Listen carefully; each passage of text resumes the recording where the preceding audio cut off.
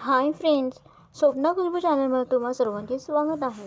Friends, आजच्या व्हिडिओमध्ये आज आपण रावण आणि रामचंद्र भागदा ही कथा जाणून घेणार आहोत. त्याआधी तुम्ही जर चॅनलवर नवीन असाल तर चॅनलला सबस्क्राईब करा. खर राक्षस आणि सेनापती दूषण.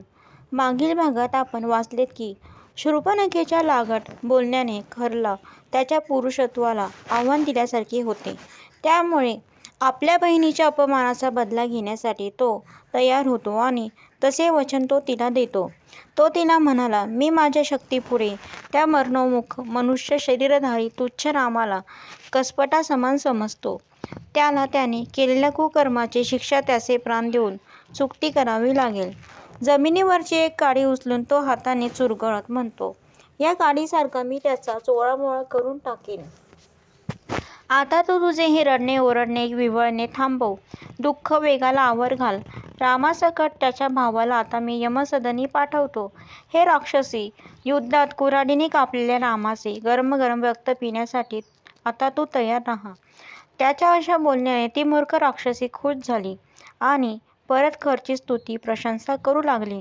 अशा प्रकारे पहिल्यांदा धिक्कार केलेला आणि आता प्रशंसित केलेला खर आपल्या सेनापती दूषणला म्हणाला, हे वीर दूषण, माझ्या मनाला प्रसन्न करून काम करणाऱ्या अतिवेगवान आणि युद्धात कधीच पाठ न दाखवणाऱ्या काळ्या ढगासारख्या वर्णाच्या ज्यांना बघूनच शत्रूला धडकी भरते, क्रूरकर्मा लोकांची हत्या करणाऱ्या उग्र तेजधारी विकृत तोंडाच्या अतिपराक्रमी अशा 14,000 राक्षसांना लढाईसाठी तयार कर आणि माझ्या रथात धनुष्य आणि वेगवेगळे बाण, तलवारी, त्रिशूळ आणि वेगवेगळ्या शक्तींनी मंत्रित अशी हत्यारे लवकर तयार ठेव. मी लवकरात लवकर या सैन्यासोबत प्रस्थान करू इच्छितो. खरची आज्ञा ऐकून दूषणने लगेच चपळ घोडे जोडलेला सूर्यासमान चमकणारा रथ खर समोर आणून उभा केला. त्या रथाचा आकार मेरू पर्वता एवढा प्रचंड होता. खऱ्या सोन्याने बनवलेला आणि विविध आभूषणांनी सजवलेला असा तो रथ होता. चाकावर हिरे जडवले होते. त्या रथावर सोन्याने मढवलेली मासे, पुष्प, वृक्ष, पर्वत, सूर्य, चंद्र, तारे, पक्षी अशी वेगवेगळ्या आकारांची नक्षी काढली होती. रथावर राक्षस ध्वज फडकत होते आणि खड्ग तसेच मंतरलेली अस्त्रे आणि बाण, तलवारीसारखी शस्त्रे आतमध्ये ठेवली होती. रथाच्या चारी बाजूला छोट्या छोट्या घंट्या लावल्या जात होत्या. त्यांचा मंजूळ किणकिणाट वातावरणात घुमत होता. अशा इतक्या उत्तम रथावर खर अत्यंत क्रोधित होऊन चढला. आपल्या राजाला रथात बसलेले पाहून बाकी सारे राक्षस दूषण सहित त्यांच्या आजूबाजूने पुढे जायला सज्ज झाले. खरने रथात बसून महाधनुष्य हातात घेतला आणि आपल्या सैन्याकडे पाहून प्रसन्नपणे चढाई करण्यासाठी आज्ञा केली. आक्रमण! मोठमोठ्याने आवाज करत, महानाद करत ती राक्षस सेना पुढे वेगात जाऊ लागली. त्यांनी जनस्थान सोडले आणि पंचवटीकडे आगेकूच केले. त्या राक्षसी सेनेतले योद्धे आपल्या हातातले मुदगल, त्रिशूळ, कुऱ्हाडी, तलवार, चक्र इत्यादी हत्यार हवेत फिरवत खूपच आत्मविश्वासाने पुढे सरकत होती. ती प्रचंड 14,000ची सेना एखाद्या फळाने लगडलेल्या वृक्षासमान दिसत होती. युद्धाला आतुर झालेला खर आपल्या सारथीवर ओरडला, रथ लवकर हाक. आश्चर्य म्हणजे सभोवतालची परिस्थिती, वातावरण आकस्मिकरित्या बदलू लागले. जेव्हा हे सैन्य जनस्थान सोडून युद्धासाठी रवाना झाले तेव्हा आकाशात राखाडी रंगाचे ढग जमू लागले आणि त्यातून लाल रंगाचे अमंगल पाणी खाली पडू लागले. सूर्याला ग्रहण लागले आणि काळ्या रंगाचे रिंगण भोवतीने तयार झाले. एक भयंकर गिधाड त्या रथाच्या वर ध्वज लावलेल्या सोन्याच्या दांडीवर जाऊन बसले. लांडगे आणि तरस सूर्याकडे तोंड करून विव्हळू लागले. राक्षसांसाठी ही अमंगल सूचना होती. लाल लाल रंगाचे ढग आकाशात जमा होऊ लागले होते, ज्यामुळे सगळीकडे अंधकार दाटून आला. भयंकर दिसणारे मांस खाणारे पशु पक्षी खरच्या रथाकडे तोंड करून उच्च आवाजात रडू लागले. युद्धापूर्वी ज्यांचे ओरडणे अपशकुन सूचक मानलेले आहे असे तरस तार स्वरात किंचाळू लागले. ग्रहण लागायची वेळ नसूनही आकाशात राहूने सूर्याला ग्रासले. सोसाट्याचा वारा सुटला. सूर्य क्षीण झाला. त्याची प्रभा लह्यास आली. रात्रीची वेळ नसून सुद्धा आकाशात रातकिड्यांची गर्दी दाटून आली. जलाशयातले मासे खोल जाऊन लपून बसले तर वृक्षाच्या पानामागे जाऊन पक्षी लपले. तलावातले कमळ सुकू लागले. झाडावरची फळे आणि फुले आपोआप खाली पडू लागली. ढग लाल झाले. मैना पक्षी घाबरून चू-चू करू लागले. जोरजोरात आवाज करत जमिनीवर भयंकर उल्कापात होऊ लागला. वन आणि पर्वत पूर्ण थरथरून गेले. जेव्हा खर रथात बसून गर्जना करू लागला, त्याची डावी पापणी फडफडू लागून अनहोनीचा संकेत देऊ लागली. त्यांचा आवाज बदलला. त्याच्या डोळ्यातून अश्रूंच्या धारा वाहू लागल्या. डोक्यात घणाघाती आघात घातल्याप्रमाणे डोके प्रचंड दुखू लागले. तरीही मोहवश तो युद्धात जायचा थांबला नाही. एवढ्या सगळ्या अमंगलकारी सूचना मिळून सुद्धा तो गडगडाटी हसत आपल्या सैन्याला उद्देशून बोलला, "मी या सगळ्या भयंकर गोष्टींना, ज्या आपल्या भोवताली घडताना दिसत आहेत, त्यांना माझ्या पराक्रमासमोर गौण समजतो.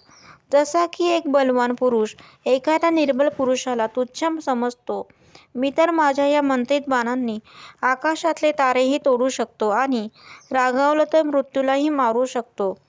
त्या राम आणि लक्ष्मणाला मारून माझ्या बहिणीला रक्तपान करत नाही तोपर्यंत आता मी माघार घेणार नाही. मी आजपर्यंत कोणत्याच युद्धात हरलो नाही, ही गोष्ट तर तुम्हा सर्वांना माहीत आहे. मी उगाच फुशारका मारत नाही. मला राग आल्यावर मी ऐरावतावर बसलेल्या त्या इंद्रालाही मारू शकतो. मग या दोन तुच्छ दुष्ट माणसांना मारणे माझ्यासाठी डाव्या हाताचा मळ आहे." अशा प्रकारच्या त्याच्या वल्गना ऐकून ती राक्षस सेना जीवात जीव आल्यासारखी पुन्हा चेकोळून गेली. हे युद्ध बघायला ऋषी, महात्मा, देव, गंधर्व, अन्य पुण्यात्मा जमा झाले. ते आपापसात कुजबुजत बोलू लागले. ज्याप्रमाणे भगवान विष्णूने आपल्या सुदर्शन चक्राने समस्त दैत्यांचा वध केला होता, त्याप्रमाणे श्रीरामचंद्र या समूळ राक्षसांचा नाश करून ऋषी, मुनी, महात्म्यांचं मंगल करेल. खरने आपला रथ पुढे नेला. त्या मागोमाग बाकी राक्षसही त्याच्या मागे जाऊ लागले. खरच्या आजूबाजूला त्याला घेरून महापराक्रमी असे 12 राक्षस होते. ते 12 राक्षस म्हणजे शेनगामी, पृथुग्रीव, यज्ञशत्रू, विहंगम, दुर्जय, करविराध, परुष, कालकामुक, मेघमाली, महामाली, सरपास्य आणि रुधिराशंस. तसेच महाकपाल, स्थूलान, प्रमाथी आणि शिशिरा हे 4 सेनापती दूषणच्या मागे येत होते. ज्या प्रकारे ग्रहांची माला सूर्य आणि चंद्राला ग्रासून टाकते, अगदी त्या प्रकारे भयानक वेगवान आणि युद्धाची अभिलाषा ठेवणारी राक्षसी सेनाने सहज जाऊन राम-लक्ष्मणाला घेरून टाकले. ज्यावेळी कठोर क्रूर खर रामाच्या आश्रमाकडे आपली सेना घेऊन कूच करत होता, त्यावेळी जे काही अपशकुन अमंगल सूचक झाले होते, ते त्या दोन्ही राजकुमारांनीही पाहिले होते. राम आपल्या समीप असलेल्या लक्ष्मणाला म्हणाला, "हे महाबाहो, बघितलेस हे सगळे उत्पात या राक्षस संकुळाचा संहार करण्यासाठी होत आहेत.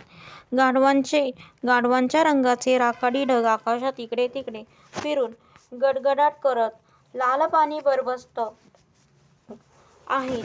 माझे हात माझ्या सुवर्ण धनुष्याला पकडण्यासाठी शिवशिवत आहेत. माझ्या पाठीवरच्या भातातल्या बाणांमधून आधीच धूर बाहेर पडत आहेत. युद्धासाठी तयार होऊन युद्धाचा आनंद घेण्यास आतुर झाले आहेत. वनातल्या पक्ष्यांच्या किलबिलाटाने असं प्रतीत होतंय की लवकरच इथे घमासान युद्ध होऊन भयानक परिस्थिती निर्माण होणार आहे. निःसंदेह इथे थोड्याच वेळात महायुद्ध होणार आहे. परंतु माझ्या उजव्या डोळ्याची पापणी फडफडत आहे. म्हणजे या युद्धात माझाच विजय आणि राक्षसांचा पराजय निश्चित आहे. शिवाय बघ लक्ष्मण, तुझ्या चेहऱ्यावर वेगळेच तेज आणि चकाकी आले. ते सुद्धा आपल्याच जिंकण्याचा संकेत देत आहेत. सभोवर पाहिलंस तर राक्षसांचे मुख प्रभाहीन दिसत आहेत. याचा अर्थ त्यांचे आयुष्य संपत आले आहे. अर्थात ते आता या युद्धात मारले जाणार आहेत. परंतु लक्ष्मण, माझी तुला आज्ञा आहे की तू सीतेला घेऊन दुर्गम पर्वताच्या खप्परीत लपून बस. काही बोलायच्या आत तुला माझ्या चरणाची शपथ, जानकी देवीला घेऊन तू लवकर इथून सुरक्षित ठिकाणी निघून जा." "पण प्रभू, आपल्याला असे इथे एकटे सोडून जाण्यात काय पुरुषार्थ?" लक्ष्मणाने विचारले. "तुझ्या शूरतेवर मला किंचितही शंका नाही. तू बलवान असून या राक्षसांना सहज मारू शकतोस. परंतु मला स्वतःलाच या राक्षसांचा नाश करायचा आहे. रामाचे ते निर्वाणीचे बोलणे आज्ञा मानून लक्ष्मणाने आपला